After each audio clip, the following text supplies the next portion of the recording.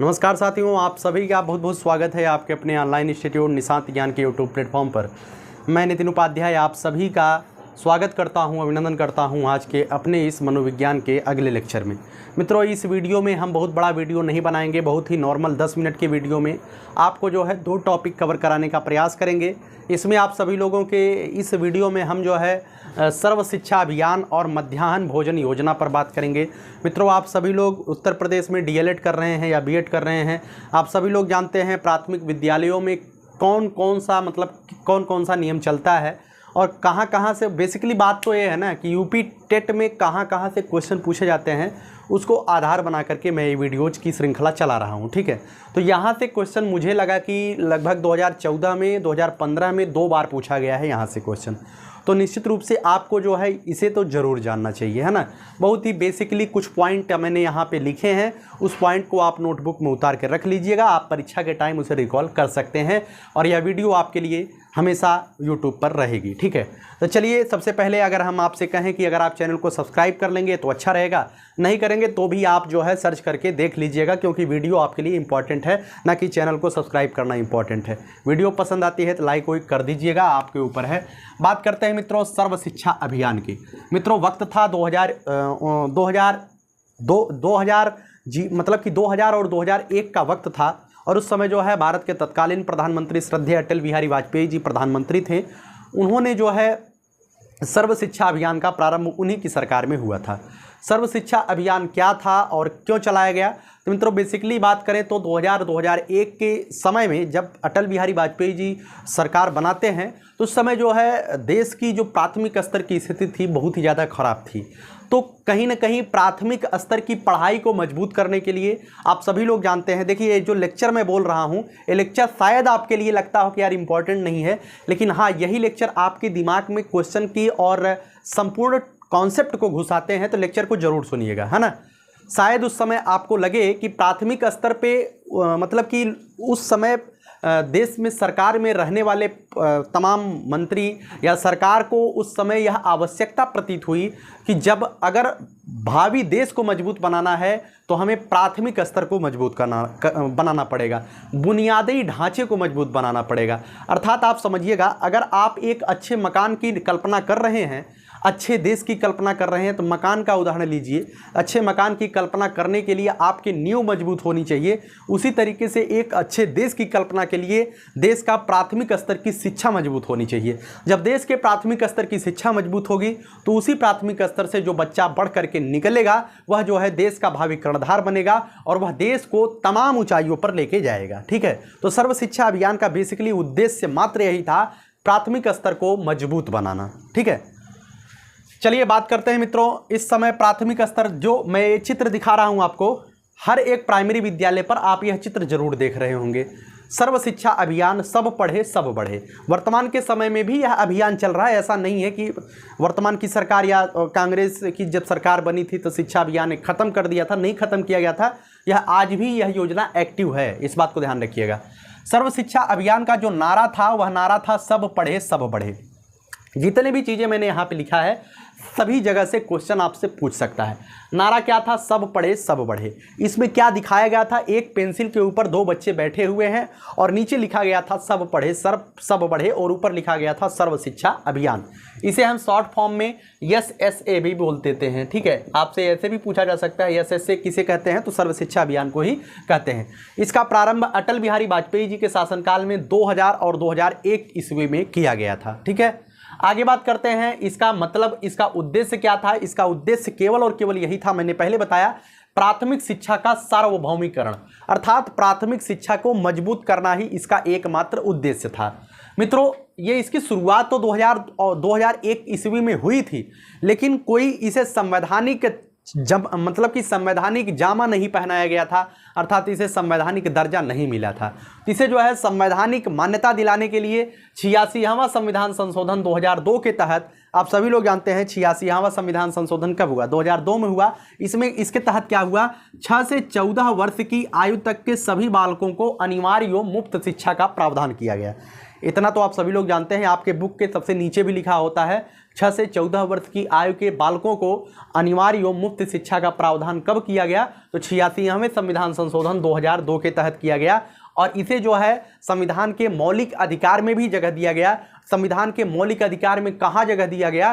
तो हमें लगता है संविधान के मौलिक अधिकार के अनुच्छेद 21A में इसका स्थान दिया गया था। शायद मैं सही हूँ, आप लोग बताइएगा क्या ये मैं सही बोल रहा हूँ कि 21A में जो है 86वां संविधान संशोधन 2002 को ऐड किया गया था कि नहीं ऐड किया गया था? ठीक है, चलिए, तो उम्मीद करता हूँ 86वें संविधान संशोधन 2002 के तहत इस सर्व शिक्षा अभियान को मजबूत करने के लिए ही यह मतलब कि संशोधन लाया गया था। आपने कस्तूरबा गांधी आवासीय बालिका विद्यालय के बारे में जरूर सुना होगा। जैसे आप सभी लोग जानते हैं कि जवाहर नवोदय विद्यालय जो कार्यक्रम चलता है, वह जवाहर नवोदय विद्यालय कार्यक्रम जो है, शायद इसके बारे में तो अभी क्वेश्चन नहीं पूछा गया, लेकिन आप सर्च करके बताइएगा कि जवाहर नवोदय विद्यालय कार्यक्रम कब शुरू हुआ था। उसी तर्ज पर बालिकाओं को जो है आगे लाने के लिए कस्तूरबा गांधी आवासीय बालिका विद्यालय की शुरुआत जो है 2004 ईस्वी में जो है यूपीए की सरकार माननीय मनमोहन सिंह जी की सरकार में किया गया। ठीक है, बालिकाओं को आगे बढ़ाने के लिए, अर्थात बालिकाओं की उपेक्षा हो रही थी, इस वजह से स्पेशल उपेक्षा भी हो रही थी और तमाम सारी शिकायतें जो है जवाहर नवोदय विद्यालय से निकल करके आ रही थी। इस वजह से स्पेशल बालिकाओं के लिए आवासीय विद्यालय की स्थापना जो है 2004 में यूपीए की सरकार माननीय मनमोहन सिंह जी की सरकार में किया गया। ठीक है, तो कस्तूरबा गांधी विद्यालय बालिका आवासीय योजना की शुरुआत कब हुई थी? 2004 में हुई थी, लेकिन यह योजना जो है बहुत ज़्यादा सफल नहीं हुई। ठीक है, आज भी कस्तूरबा गांधी विद्यालय आवासीय विद्यालय योजना चल रही, ऐसा नहीं चल रहा है, लेकिन इस योजना का विलय जो है कालांतर में सर्व शिक्षा अभियान में कर दिया गया। ठीक है, आज भी कस्तूरबा गांधी बालिका आवासीय विद्यालय योजना के तहत जो उसमें मतलब महिलाएं पढ़ाती हैं, उनका वेतन जो है सरकारी तौर पे नहीं दिया जाता है, उन्हें अभी भी मानदेय ही दिया जाता है। शायद आपके इर्द गिर्द कोई टीचर हो तो आप उनसे पूछिएगा, आज तक उन्हें मानदेय मिलता है ना। आपके इर्द गिर्द की कई बहनें, कई बेटियां जो है पढ़ी भी होंगी, तो उसे भी आप देख सकते हैं। तो कस्तूरबा गांधी बालिका आवासीय विद्यालय योजना 2004 में शुरू हुआ। यह सफल नहीं हुआ उतना ज़्यादा जितना सोचा गया था, इसलिए बाद में एसएसए में अर्थात सर्व शिक्षा अभियान में इसका विलय कर दिया गया था। इस बात को ध्यान रखिएगा। ठीक है, इसका लक्ष्य क्या क्या था? लक्ष्य से क्वेश्चन नहीं पूछा जाएगा, लेकिन आप सभी लोग जानिएगा इसका लक्ष्य जो है क्या क्या रखा गया था। इसका लक्ष्य रखा गया था कि 2007 तक सभी 5 वर्षीय बच्चों को प्राथमिक शिक्षा देना। 2007 तक सभी 5 वर्षीय जितने भी देश में 5 वर्ष के बच्चे हैं, सबको जो है खींच करके विद्यालय में प्राथमिक शिक्षा में एडमिशन दिला देना था। 2003 तक सभी बच्चों को विद्यालय में लाना था। 2003 तक ऐसा माना गया था कि जितने भी बच्चे पढ़ने लायक हैं उन्हें जो है विद्यालय में लाया जाए। आप भी बचपन में एक चीज़ ज़रूर देखे होंगे, मैं तो देखा था कि जब आप विद्यालय में एडमिशन करवाने जाते थे, आपके गुरुजी इसे कान पकड़वाते थे। तो शायद आपने भी कान पकड़ा होगा, हमारे साथ आप भी पढ़े लिखे होंगे। मैं भी बहुत बड़ा आपसे पुराने ज़माने का नहीं हूँ। तो 2003 तक सभी बच्चों को जो है विद्यालय में लाना एक उद्देश्य यह भी था। आगे है 2010 तक 8 वर्षीय बच्चों को शिक्षा जो है पूरा कराना इनका उद्देश्य था। और 2007 से लेकर के 2010 तक एक क्राइटेरिया बनाया गया, इसमें जो है प्राथमिक स्तर पे लैंगिक असमानता को खत्म करना था। मित्रों, पहले जो है आज की स्थिति ऐसी, आज जैसी स्थिति है लैंगिक समानता की, वैसी स्थिति 2007 मतलब कि तब नहीं थी। प्राथमिक स्तर पे बहुत ज़्यादा दिक्कत होती थी। कई स्कूल में बच्चियों का नाम भी, एडमिशन भी नहीं होता था, है ना, केवल बच्चे दिखाई देते थे। तो ऐसी जो प्राथमिक स्तर पे कमियां थी, जब प्राथमिक स्तर पे कमियों को सुधारा जाएगा तभी आगे, जब बच्ची मतलब कि प्राइमरी विद्यालय में बच्चियां पढ़ने नहीं आएंगी तो कैसे बच्चियां अंतर्ध्यान होकर के कक्षा 8 में पहुंच जाएंगी, कक्षा 9 में पहुंच जाएंगी? नहीं, पहले 8 तक तो 5 तक तो उन्हें पढ़ना है। तो 5 तक जब बच्चियों को प्रेरित किया जाएगा, अभिभावकों को प्रेरित किया जाएगा पढ़वाने के लिए, तभी ना आगे कार्य होगा। इसी वजह से टारगेट रखा गया था 2007 से 10 तक प्राथमिक स्तर पे लैंगिक असमानता को खत्म करना था। हालांकि यहाँ से क्वेश्चन ना के बराबर आज तक पूछा गया है, लेकिन आपके नोट्स बना लीजिएगा, पढ़िएगा, शायद हो सकता है एक आध पॉइंट मार दिया जाए। अन्य टारगेट इसके क्या क्या थे? इसके अन्य टारगेट भी बनाए गए थे। इसके अन्य टारगेट थे कि विद्यालय की बुनियादी ढांचा में सुधार करना था। विद्यालय की बुनियादी ढांचा में सुधार का मतलब क्या है? आप सभी लोग जानते हैं कि 2006-07 में जो है आपके विद्यालय में भूकंप रोधी कक्ष बनाए जाते थे। आज भी तमाम सारे प्रतियोगी कह रहे हैं, आज भी जो है तमाम प्राथमिक विद्यालयों में भूकंप रोधी कक्ष आपको दिखाई देंगे। यह सर्व शिक्षा अभियान के तहत 2006, 7, 8 में बनाना शुरू किया गया था और लगातार वो बन रहे थे। ठीक है, तो भूकंप रोधी कक्ष भी उस समय बनाया गया। क्यों बनाया गया था? 2002 में जो है जो गुजरात में भूकंप आया था, उससे लोग सचेष्ट होने के लिए प्राथमिक स्तर पे भूकंप रोधी कक्ष का निर्माण का निर्णय लिया गया था। शौचालय नहीं था प्राथमिक विद्यालय में, वह बनाने का कार्य सर्व शिक्षा अभियान के तहत ही किया गया। नल की अच्छी व्यवस्था नहीं थी, उसका काम किया गया सर्व शिक्षा अभियान के तहत ही इन चीज़ों को किया गया। और जो आपके बिल्डिंग होते थे उस समय खपड़ैल चलता था और छान छप्पड़ चलता था, लेकिन उसे हटा करके जो है पक्के मकानों की व्यवस्था की गई सर्व शिक्षा अभियान के तहत। ठीक है, आगे बात करते हैं कंप्यूटर शिक्षा पर। जो है इसमें विशेष बल दिया गया था। प्रारंभिक स्तर पर ही नहीं अपितु कक्षा 9वीं 10वीं में भी मतलब कि कंप्यूटर शिक्षा का एक नया आयाम बनाने का प्रयास किया गया था 2007 के बाद। ठीक है, अगर मैं आपको बताऊं तो आप सभी लोग जब कक्षा 9वीं 10वीं में पढ़ते होंगे या 9वीं 10वीं में आप 2011, 12, 13 में पढ़ रहे थे, तो उस समय जो है आपके विद्यालय में कंप्यूटर शिक्षक की नियुक्ति हुई थी जब आप कक्षा 9वीं 10वीं में थे। तो कंप्यूटर शिक्षक वर्तमान के समय में स्कूल से बाहर चले गए हैं, कंप्यूटर आपका वैसे के वैसे रखा गया है। अब कंप्यूटर पे कुछ काम नहीं होता है क्योंकि उधर ध्यान नहीं दिया गया, पुरानी सरकार की योजनाएं थी बंद कर दी गई। तो कंप्यूटर शिक्षा पर विशेष बल जो है यूपीए सरकार में दिया गया था, है ना। वर्तमान के समय में सबके हाथ में मोबाइल फ़ोन पकड़ा दिया गया, या तो बहुत बड़ी एक तरीके से कहा जाए बहुत बड़ा डिजिटलाइजेशन किया गया। आगे बात करते हैं प्रारंभिक शिक्षा को कौशल युक्त बनाना। प्रारंभिक शिक्षा को भी कौशल युक्त बनाना इसका कार्यक्रम था कि हर एक बच्चा पढ़ करके जो है टीचर नहीं बनेगा, हर एक बच्चा पढ़ करके डीएम नहीं बनेगा, हर एक बच्चा पढ़ करके जो है कलेक्टर नहीं बनेगा, डॉक्टर नहीं बनेगा, इंजीनियर नहीं बनेगा।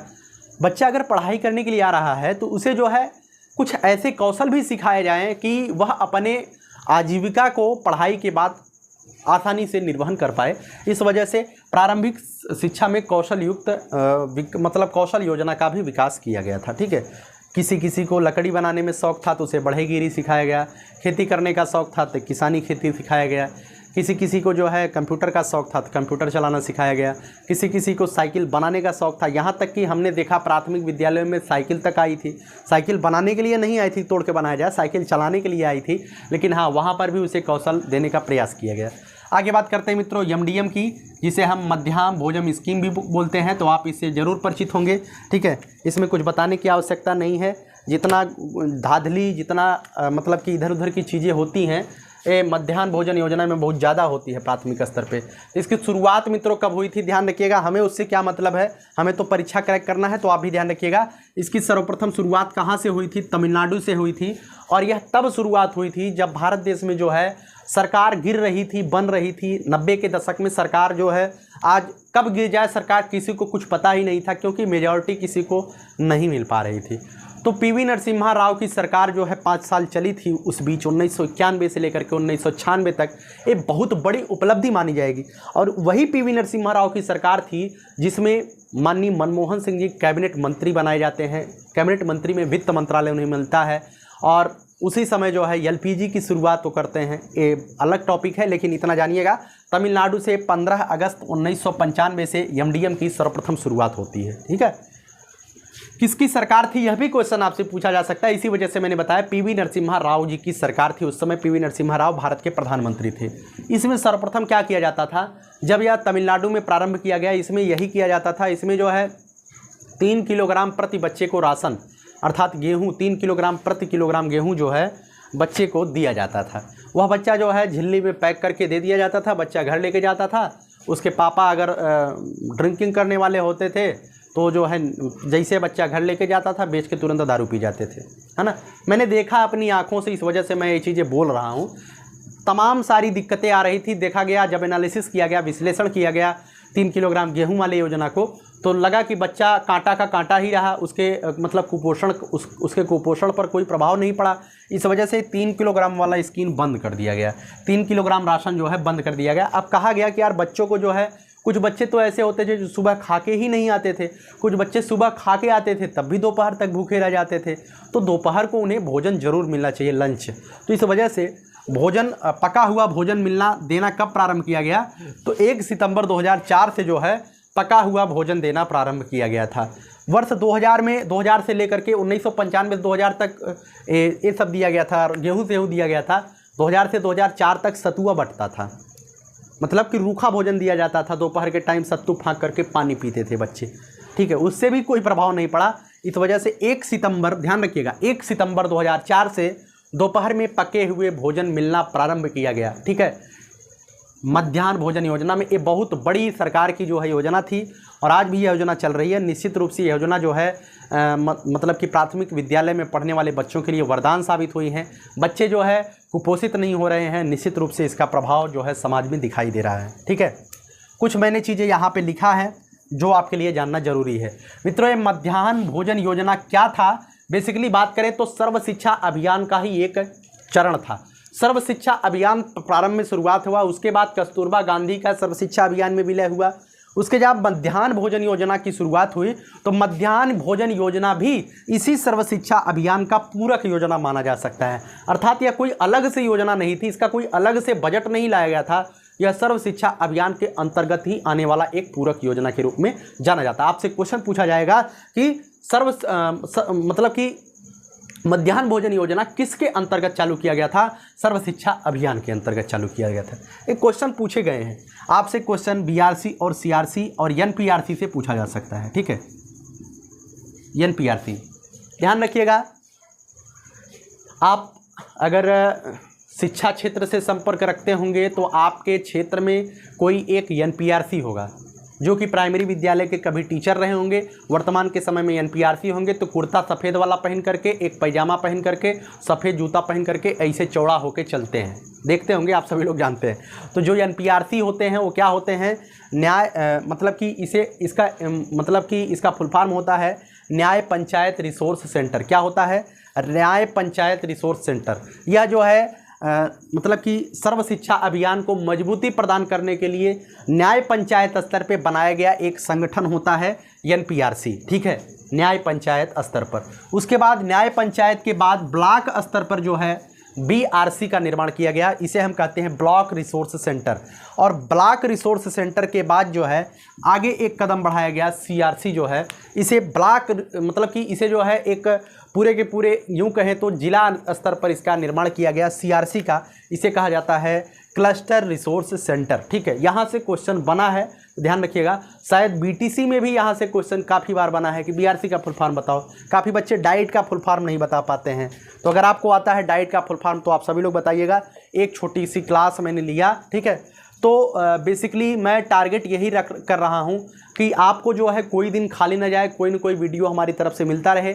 मेरा कोई उद्देश्य नहीं है चाहे इस वीडियो को कोई देखे या ना देखे, लेकिन हम जो है अपना काम आसानी से और निरंतर करते रहेंगे। और आपको भी अगर सफलता चाहिए तो निरंतर निशांत ज्ञान से जुड़े रहिए। निश्चित रूप से एक न एक दिन आप उस जगह पर होंगे जहाँ पे आप अपने आप को मजबूत स्थिति में पाएंगे। कहीं भी आपको भारी भरकम कोचिंग सेंटरों में दौड़ने की आवश्यकता नहीं होगी। लगातार प्रयास करिए, बेहतर को बेहतर बनाने का हमारी शुभकामनाएं आप सभी के साथ हैं। फिर से मैं कहूँगा, यही जज्बा रहा तो मुश्किलों का हल भी निकलेगा। जमी बंजर हुई तो क्या वहीं से जल भी निकलेगा। न हो मायूस न घबरा इस अंधेरे से मेरे साथी, इन्हीं रातों के दामन से सुनहरा कल भी निकलेगा।